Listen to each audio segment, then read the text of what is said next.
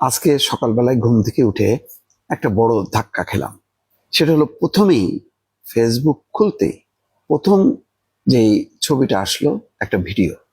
সেই ভিডিওতে দেখা যাচ্ছে যে ডাক্তার শফিকুর রহমান, জামাতের আমির, একটা জিপে, খোলা জিপে বাংলাদেশের পতাকা হাতে আগাচ্ছেন এবং তার গাড়ির সামনে পিছনে লক্ষ জনতা, লক্ষ জামাত কর্মী বা জনতা যাই হোক না কেন, মানুষে মানুষে সয়লাব। একটু ধাক্কা লাগলো এই কারণে যে হয়তো এটা স্বাভাবিক ছিল, এমনটাই হওয়ার কথা। বাংলাদেশের বিজয় দিবসে সকল রাজনৈতিক দল মত সবাই আজকে এখানে শরিক হবে, বিজয় দিবসকে উদযাপন করবে এবং স্বাধীনতার বিপক্ষে কোনো শক্তি থাকবে না। এটাই হচ্ছে বড় বিজয়। আমার কাছে ধাক্কাটা এটাই লাগলো যে যেই জামাত ইসলাম গত 15 বছরে এইরকম র্যালি করার সাহস পায়নি বা সুযোগও ছিল না। তারা আরো আগে করছে কিনা আমি জানি না, আমার মনে পড়ে না, কিন্তু আজকে তারা প্রমাণ করার চেষ্টা করছে যে তারা বাংলাদেশের স্বাধীনতাকে, মুক্তিযুদ্ধকে, বিজয়কে মেনে নিয়েছে। যে দৃষ্টিকোণে থাকুক না কেন, যে দৃষ্টিভঙ্গি থাকুক না কেন, এটা মেনে নিয়েছে। এটা তাদের নিঃসন্দেহে একটা বড় বিজয়। আর ধাক্কার কথাটা বললাম এই কারণে, স্বাভাবিকভাবে এটার মূল উত্তরসূরি হওয়ার কথা ছিল আওয়ামী লীগের। সেই আওয়ামী লীগের কোনো র্যালি নেই, কোনো বার্তা নেই, কোনো চিহ্ন পর্যন্ত বাংলাদেশে নাই।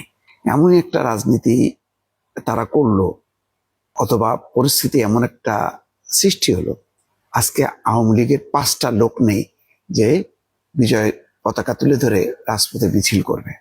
দেখেন, যেই জামাত ইসলাম বাংলাদেশের মুক্তিযুদ্ধ স্বাধীনতার বিরুদ্ধে লড়াই করেছে, যাদেরকে বলা হয় স্বাধীনতা বিরোধী শক্তি, এখনো বাংলাদেশের প্রধান রাজনৈতিক দল বিএনপি সেটা মনে করে এবং সেটাই বলছে মুক্তিযুদ্ধের পরাজিত শক্তি।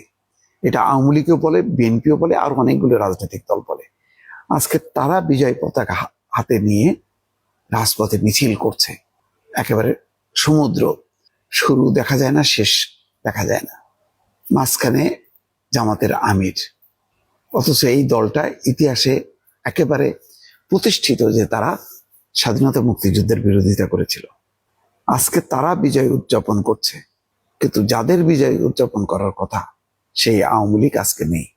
ভুল রাজনীতির কি পরিমাণ খেসারত দিতে হয়, কি পরিমাণ দুর্ভাগ্য তৈরি হয়, আজকে এটা তার পরিণতি। অথচ ধাপে ধাপে ধাপে আওয়ামী লীগ কিন্তু এরশাদ বিরোধী আন্দোলন আবার পুনর্জীবিত হবার পর প্রয়াত প্রেসিডেন্ট জিয়াউর রহমানের সময়, আবার যেই 75-এর 15ই আগস্টে যে ধস নেমেছিল, নিশ্চিহ্ন হয়েছিল, সেখান থেকে তারা আবার জিয়াউর রহমানের হাত ধরে কিন্তু আবার পুনর্জীবন পেল। সেখান থেকে ধাপে ধাপে তারপর শেখ হাসিনার নেতৃত্বে, মানে অনেক চড়াই উতরাই পার হতে হতে তারা আসছিল, আগায় আসছিল।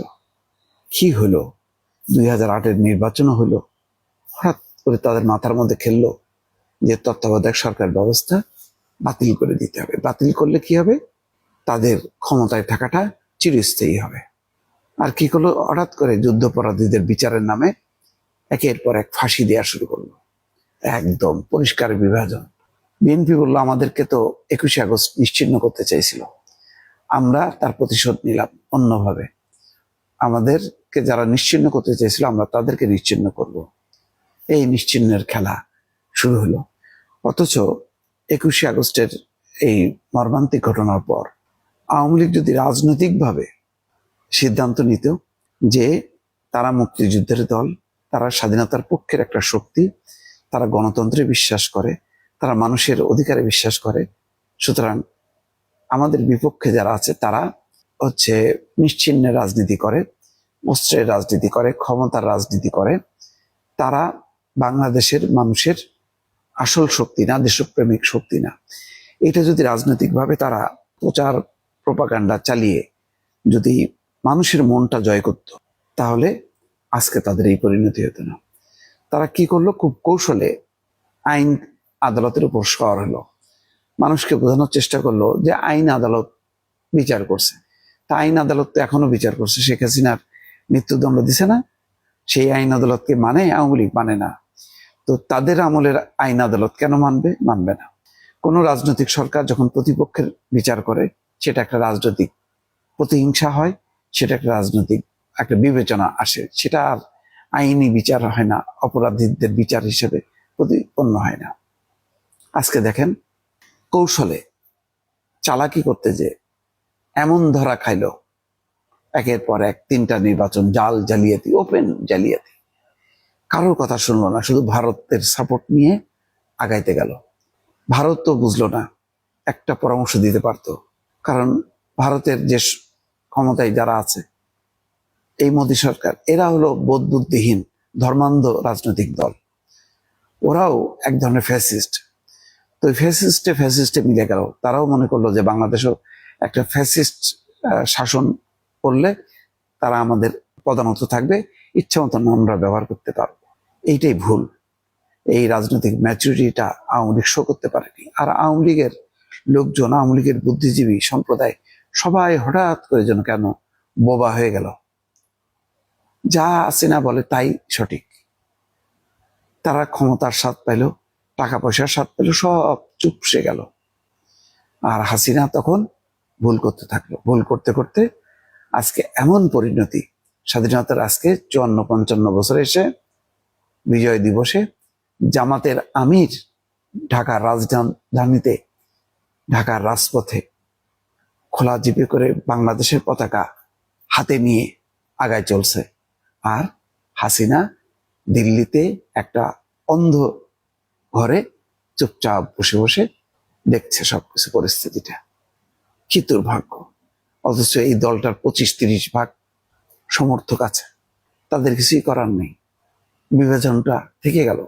যেই বিভাজনটা শেখ হাসিনা তৈরি করলো, ঘটনাক্রমে সেই বিভাজনটাই রয়ে গেল। সেই বিভাজনটাও কেউ দূর করতে পারলো না। আজকে এই কারণেই বললাম যে ধাক্কা খেলাম।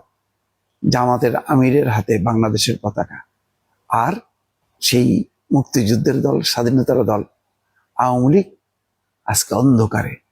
আওয়ামী লীগ আজ নির্বাসিত, আওয়ামী লীগ আজকে পরাজিত, আওয়ামী লীগ আজকে বিধ্বস্ত, আওয়ামী লীগ আজকে নিশ্চিহ্ন। একটা লোক নেই যে এক হাতে বাংলাদেশের পতাকা আর এক হাতে আওয়ামী লীগের পতাকা নিয়ে, বোঝা যাবে যে না, আওয়ামী লীগের পক্ষ থেকে বাংলাদেশের পতাকা নিয়ে তারা আজকে বিজয় দিবসে তারা মিছিল করছে। কি দুর্ভাগ্য। সেজন্য বললাম, আজকে সকালে উঠেই একটা ভিডিওটা দেখি ধাক্কা খেলাম। তারপরে আস্তে আস্তে উপরে উঠাচ্ছি, দেখি আরো কয়েকটা ভিডিও। তারা খুবই সংঘবদ্ধভাবে বিভিন্ন কন্টেন্ট তারা দিয়ে যাচ্ছে। যাক দর্শক, এই আলোচনা অন্য।